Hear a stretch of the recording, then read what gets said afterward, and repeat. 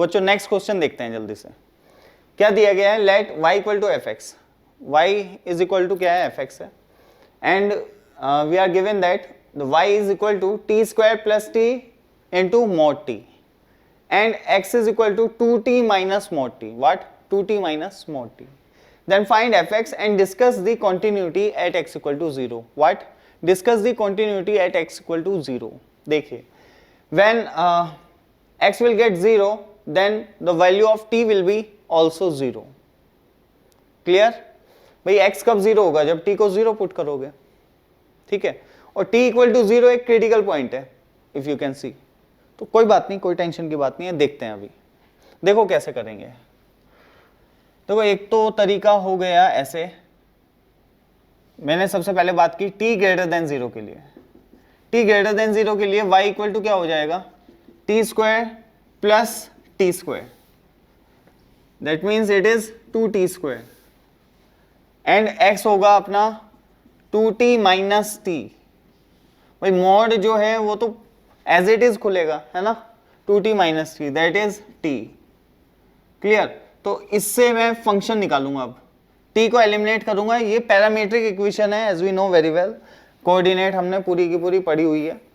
तो ये किस टाइप की इक्वेशन है, पैरामीट्रिक इक्वेशन। t क्या है, पैरामीटर है, तो इसको एलिमिनेट करेंगे और फंक्शन या जो भी अपना कर्व है उसकी इक्वेशन मिल जाएगी। तो मैं क्या करने जा रहा हूँ, t को एलिमिनेट कर रहा हूँ यहाँ से और लिख रहा हूँ y equal to 2x square, t equal to क्या है, x स्क्वायर। तो what we have is 2x square, क्या 2x स्क्वायर। ये कब है, when t is greater than 0, और t कौन था, x। सही बात है। तो if t is greater than 0 then x will also be greater than 0 for this. तो this equation is for, मैं लिख देता हूँ fx is equal to 2x square when x is greater than 0, when x is greater than 0। अब मैं बात कर रहा हूँ t less than 0 के लिए। t जब less than 0 होगा तो y इक्वल टू आएगा t square minus T square, that is 0। ठीक है, मॉड्यूलस को ओपन किया है, और x कितना आएगा, 2t plus t that is 3t। x आ गया अपना क्या, 3t, x आ गया कितना, 3t। ओके, अब देखिए t लेस देन 0 है, दैट मीन्स x भी लेस देन 0 होगा, यहां से पता चल रहा है। तो x लेस देन 0 के लिए y कितना आया, 0। y तो fx है अपना, तो fx कितना आया, 0। दैट्स ऑल, ये है अपना फंक्शन। और चेक करना है क्या, डिसकंटिन्यूटी। तो RHL limit x tending to 0 positive 2x square, value put की 0 आ गया। LHL limit x tending to 0 negative, 0 ही है अपना, 0 ही आ गया। तो RHL और LHL सेम है, RHL LHL सेम है, and obviously the functional value, मतलब t इक्वल टू 0 पे भी अगर आप देखेंगे तो t को अगर मैं 0 पुट कर दूं तो y कितना हो जाएगा, 0, और x भी कितना हो जाएगा, 0। तो एट x इक्वल टू 0 भी मैं लिख सकता हूँ, at x equal to 0 it is 0। कुछ खास जरूरत थी नहीं इसलिए लिखा नहीं था, लेकिन लिख सकते हैं। x इक्वल टू 0 पे भी ये क्या बनेगा, 0।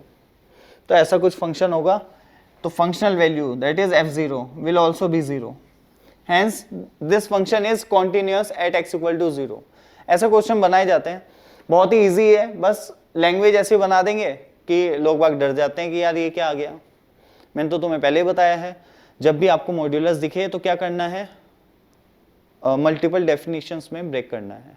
ठीक है, तो मैंने एकदम से क्या किया, जैसे मुझे मॉड्यूलस दिखा तो मैंने t ग्रेटर देन 0 के लिए एक चीज़ लिखी, t लेस देन 0 के लिए लिखी, और सारी कंडीशंस को x में कन्वर्ट किया। t लेस देन 0 तो x भी लेस देन 0 आ रहा है अपने आप, t equal to x। t greater than 0 तो x भी greater than 0, t less than 0 तो x भी लेस देन 0, क्योंकि x इज इक्वल टू क्या है, 3t। ऑब्वियसली t नेगेटिव होगा तो x भी नेगेटिव होगा, t इक्वल टू 0 होगा तो x भी इक्वल टू 0 होगा। तो वहीं से हमने कनेक्ट किया और फंक्शन लिखा, देन फंक्शन लिखने के बाद कॉन्टिन्यूटी चेक कर ली एट x इक्वल टू 0, और पाया कि function is continuous at x equal to 0। Otherwise उसके अलावा और कहीं चेक करने की जरूरत नहीं है, फंक्शन को देख के पता चल रहा है वो हमेशा हर जगह कॉन्टिन्यूस है। क्लियर? तो ऐसे क्वेश्चन को इस टाइप से टैकल किया जाता है, बिल्कुल भी डिफिकल्ट नहीं होते, इजी क्वेश्चन होते हैं। बस हमें देखने का नजरिया एक पॉजिटिव रहना चाहिए हमारा, ठीक है। हमें ये सोच के क्वेश्चन को देखना होता है कि हमें आता है, ठीक है, हमने सारी चीजें पढ़ी हैं तो आना चाहिए, हो जाएगा तो होगा। पहले ही देख के कई बार डर जाते हैं, अरे यार मॉड्यूलस आ गया, ये तो प्रॉब्लम देता है, इसके तो क्वेश्चन मेरे से होते नहीं है। तो अगर ऐसी चीजें दिमाग में आएंगी तो ऑब्वियसली अटकोगे, ठीक है। तो ऐसे क्वेश्चन में एक और क्वेश्चन बन जाता है, भाई ये पैरामीट्रिक इक्वेशन दी गई है दो, find the locus of point x, y। If we are given the parametric equation of y and x और कर्व, ठीक है, एक कर्व की अगर पैरामीट्रिक इक्वेशन आपको दी गई है और वो पूछ सकते हैं कि आप बताइए x, y का लोकस बताइए, तो यही है अपना लोकस, सही है, ये अपना लोकस हो गया। ओके, तो जल्दी से इसको नोट करें आप, फास्ट, जल्दी से नोट डाउन करो, जल्दी नोट करें। तो बच्चे और क्वेश्चंस देखते हैं जल्दी से। क्वेश्चन नंबर 1, ठीक है, ये दिया है अपना fx क्या दिया है, 0 and 1 when x is rational when x is irrational. अब ध्यान से ऐसे समझो कि हर एक रैशनल पॉइंट के इधर या उधर एक इररेशनल पॉइंट होता है और हर एक इररेशनल पॉइंट के इधर उधर एक रैशनल पॉइंट होता है। क्लियर बात?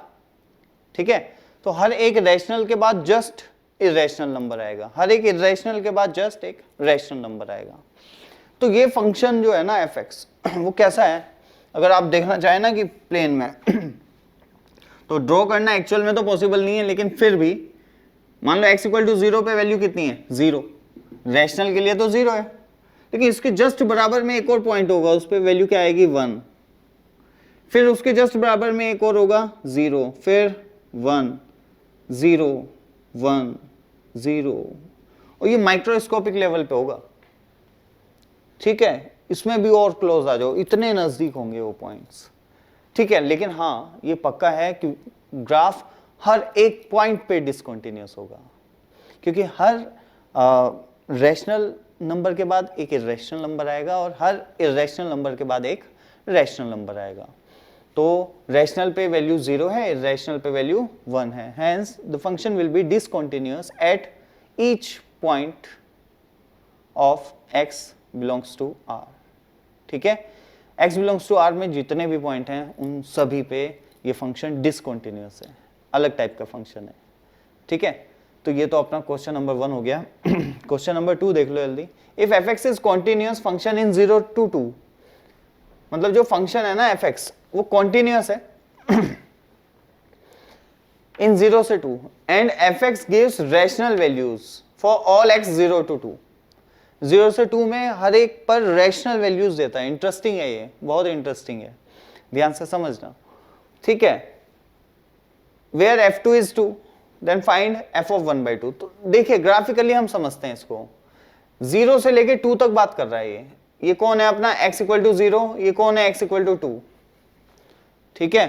देखो ये कौन है अपना x इक्वल टू 2 और ये है ही अपनी x equal to 0 line.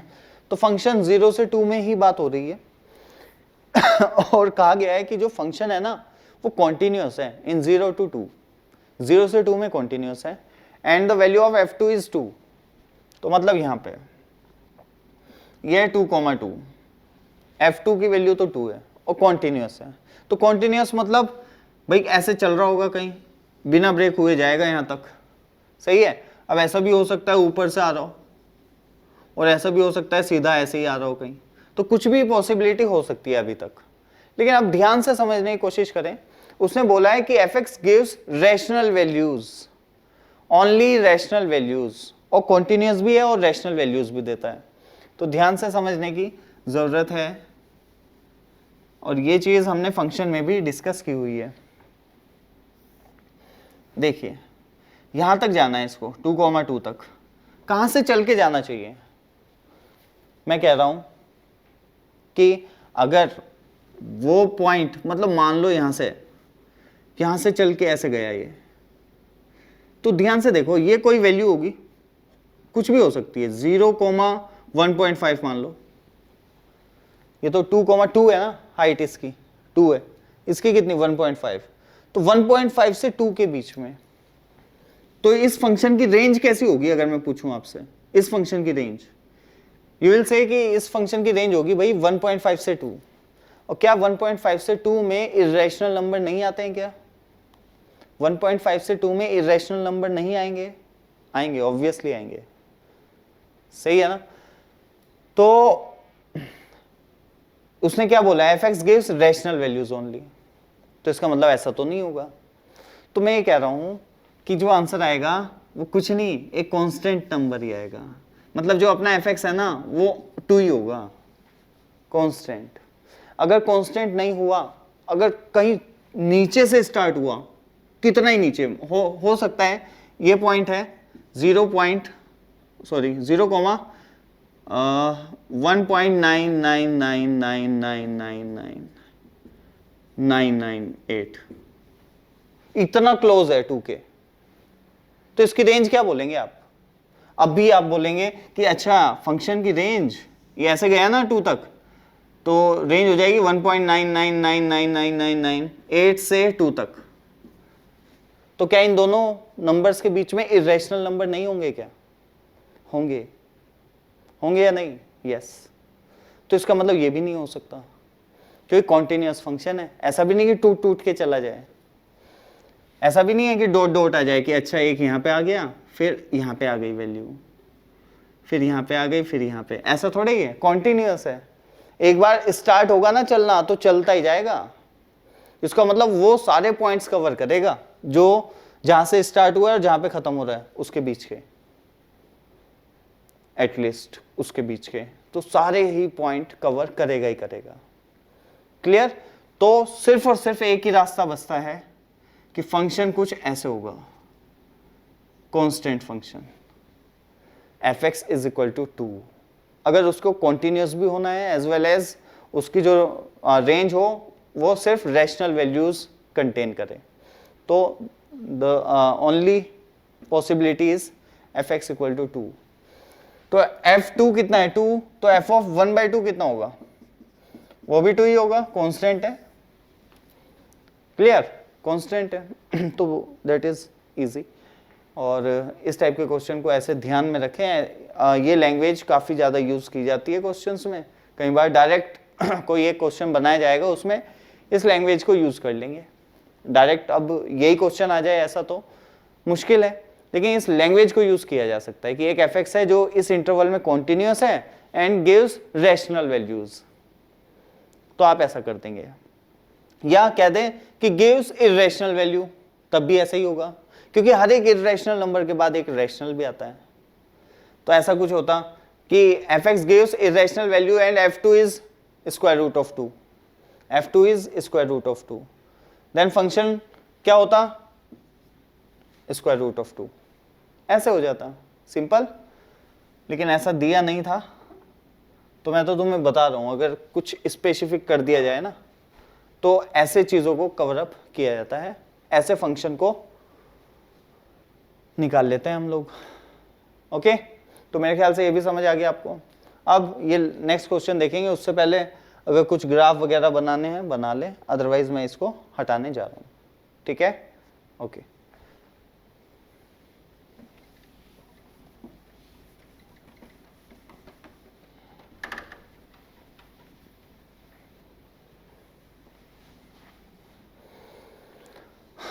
Okay, तो नेक्स्ट क्वेश्चन देखते हैं अब जल्दी से, ये दिया गया है f x is equal to -1 0 1 range दी गई है, जी एक्स दिया गया है, then discuss continuity and discontinuity for f of g x and g of f x.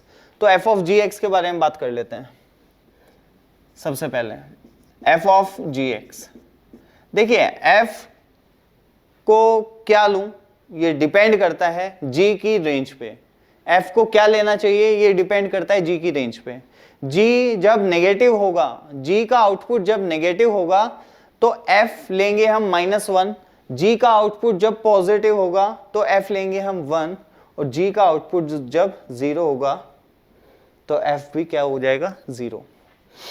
तो देखना gx के बारे में थोड़ा सी बात कर रहा हूं। gx is what, x 1 minus x square. इसको मैं लिख सकता हूं x माइनस 1 x प्लस 1। ठीक है, अब इसको वेवी कर्व पे ड्रॉ करूंगा। ठीक है, यहां पे क्या आएगा -1, ये आएगा 0, ये आएगा 1। और जनरली हम क्या करते हैं प्लस माइनस ऐसे ना, लेकिन बाहर क्या लगा हुआ है माइनस। अगर ये माइनस ना होता तो इस सिस्टम को फॉलो करता है ये। ठीक है, अब बाहर माइनस लगने से क्या हो गया, जो प्लस था वो माइनस बन गया, जो माइनस था वो प्लस बन गया। तो अब इसकी जगह मैं क्या कर दूंगा प्लस, इसकी जगह माइनस, इसकी जगह प्लस, इसकी जगह माइनस। अभी किसका साइन देगा हमें, ओवरऑल gx का। ये किसका साइन देने वाला है हमें, gx का साइन देगा। मैंने इसे मेंटेन कर लिया। ध्यान रखें अगर माइनस आगे लग जाए ना तो साइन को ऐसे चेंज कर सकते हैं आप। Clear, okay. तो अब बताइए x बिलोंग्स टू व्हाट। देखिए जब x belongs to minus infinity से -1 यूनियन 0 से 1 मैं अगर बात करूं तो gx कैसा है, ग्रेटर देन 0। gx कैसा नंबर है, मतलब जो भी आएगा आउटपुट gx का वो कैसा आएगा, पॉजिटिव। अच्छा x बिलोंग्स टू -1 से 0 यूनियन 1 से इंफिनिटी, तो gx कैसा होगा, लेस देन 0। क्लियर, तो f of gx will be 1। f of gx will be 1 when x belongs to minus infinity से -1 यूनियन 0 से 1। ये बात सही है क्या, मैंने क्या बोला कि जब x जो है अपना वो माइनस इंफिनिटी से -1 यूनियन 0 से 1 होगा तो g कैसा होगा, पॉजिटिव। तो फंक्शन f को इनपुट कैसा मिलेगा, पॉजिटिव। जब फंक्शन को इनपुट पॉजिटिव मिलता है तो आउटपुट क्या देता है, वो 1 गिवन है। Okay next, it will be -1 when x belongs to -1 to 0 union 1 to infinity. ये भी समझ आ गया होगा, gx नेगेटिव होगा तो ये आएगा output. And it will B 0 when x is what, ये 0 कब होगा, व्हेन x इज 0 1 या -1। जब x क्या होगा 0 1 या -1। तो फाइनली मेरे पास फोग आ गया है, फोग f ऑफ gx। मैं उसको यहां पे लिख देता हूं। ठीक है, जो फॉग फंक्शन है वो है 1 और x दिया गया है अपना माइनस इंफिनिटी से -1 यूनियन 1 से इंफिनिटी, और x बिलोंग्स टू क्या है फिर -1 से 0 यूनियन 1 से इंफिनिटी। ओ सॉरी, ऊपर 0 से 1 है, ये 0 से 1, ये है 1 से इंफिनिटी, और ये है 0 1 -1 और 0। तो फाइनली अपना फॉग आ गया ये।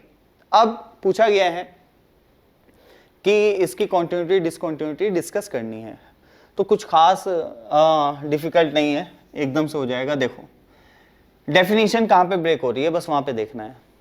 ओके, -1 पे, कहाँ पे, -1 पे। देखो माइनस इंफिनिटी से -1 में तो 1 है, और -1 से 0 में -1 है। तो अगर मैं -1 पे बात करूं और LHL लगाऊं, लेफ्ट हैंड लिमिट, तो आंसर क्या आएगा 1। राइट हैंड लिमिट लगाऊं -1, functional value 0। That's all, the function is discontinuous at x equal to -1। Clear, next 1 पे देख लेते हैं। देखो 0 से 1 पे तो ये, और 1 से इंफिनिटी में ये, तो ऑब्वियसली LHL इज दिस और RHL is this, they are not equal, hence it is also discontinuous at x equal to 1। 0 पे भाई -1 से 0 में तो ये, और 0 से 1 में ये, तो LHL तो ये, RHL ये, फिर से डिसकंटिन्यूअस। और यही क्रिटिकल पॉइंट थे, हमने तीनों क्रिटिकल पॉइंट पे चेक कर लिया है, -1 0 और 1, इन तीनों पे ही जो फॉग आएगा वो डिसकंटिन्यूअस आएगा। ठीक है, अभी बात की हमने फॉग की, अब बात करेंगे हम गॉफ की। ठीक है, g ऑफ fx की। उससे पहले आप पॉज करके इसको जल्दी से उतार लें, फिर हम नेक्स्ट पे आते हैं। Make it fast. तो बच्चों जल्दी ये देखते हैं अब गॉफ g ऑफ fx। अब देखो जो g है ना वो तो हमेशा एक ही डेफिनेशन के साथ है अपनी, ठीक है, तो इसकी डेफिनेशन तो से एक ही है लेकिन इसकी अलग अलग है। क्लियर? तो देखिए अब g of -1, wait, gx will be equal to, when x is less than 0 it is g of -1, when x is greater than 0 it is g of 1, when x is equal to 0 it is g of 0। सही बात है या नहीं? देखिए जब x less than 0 होगा, negative होगा, तो fx क्या होगा?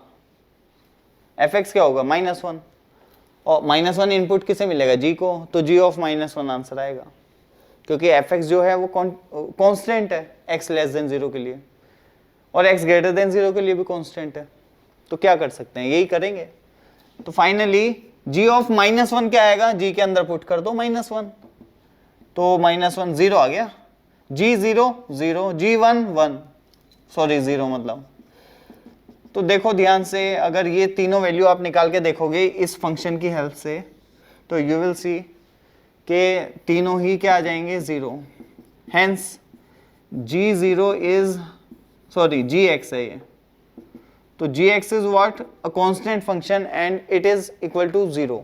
gx नहीं है ये, सॉरी, g ऑफ fx है, यहां पे भी क्या आएगा? g of fx, g of fx, ठीक है। तो जो g ऑफ fx आया वो 0 हो गया, मतलब कांस्टेंट फंक्शन है, hence it is continuous at all the points of its domain, ठीक है। डोमेन या डोमेन से बाहर भी, डोमेन से बाहर कोई है ही नहीं, पहले तो बात यही है, इसका डोमेन ही R है, x बिलोंग्स टू R। तो for x belongs to R ये हमेशा क्या है? कॉन्टिन्यूअस, ठीक है। तो ये था इसका सेकेंड पार्ट, और ये हो गए सारे क्वेश्चंस फिनिश, ठीक है। तो जल्दी से आप इसको नोट करें। तो स्टूडेंट्स दोबारा से स्टार्ट कर रहे हैं जल्दी, दूसरे क्वेश्चंस हैं कुछ, ठीक है। तो first one is this, continuity discontinuity discuss करनी है, बताना है कहाँ पे डिसकॉन्टिन्यूस है कहाँ पे नहीं, ठीक है। तो देखिए सबसे पहले तो डेफिनेशन कहाँ पे ब्रेक हो रही है? 1 पे, तो मैं वहीं पे चेक करूंगा। LHL limit x tending to 1 negative, 1 negative मतलब 1 से हल्का सा छोटा है। x अगर 1 से हल्का सा छोटा हुआ तो x स्क्वायर माइनस 1 कैसा होगा? नेगेटिव। सही बात है या नहीं? x अगर हल्का सा 1 से छोटा हुआ तो x स्क्वायर माइनस 1 कैसा होगा? नेगेटिव। और मॉड्यूलस लगाए बाहर तो ये कैसे खुलेगा? कैसे खुल जाएगा? 1 माइनस एक्स स्क्वायर। सही बात है? या माइनस लगा दो बाहर इसके, तो 1 माइनस एक्स स्क्वायर बन जाएगा ये। अब ये पॉजिटिव है, -1, तो 1 से 1 कट गया, x is tending to 1 and that is -1 answer आ गया। x टेंडिंग टू 1 है, -1 नहीं है। अगर -1 भी लोगे तब भी वही आएगी वैल्यू तो, लेकिन -1 नहीं है, ये 1 है, ठीक है। 1 नेगेटिव है, तो 1 से 1 कट गया तो माइनस एक्स स्क्वायर, 1 पुट किया तो -1 आ गया। LHL RHL पे आ जाओ।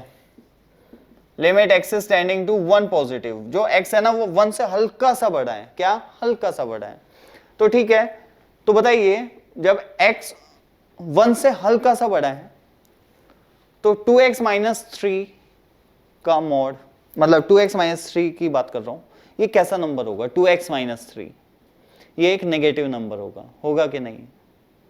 सही है, ये एक कैसा नंबर होगा? नेगेटिव नंबर होगा। क्लियर? ओके, तो माइनस बाहर लग के ओपन होगा, इसका मतलब क्या बन जाएगा? ये 3 माइनस 2x, ऐसे लिख देंगे हम इसको, ठीक है।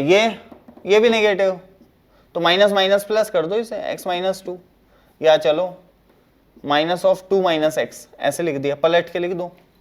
तो obviously when x is tending to 1, 2 minus x positive होगा ना भाई।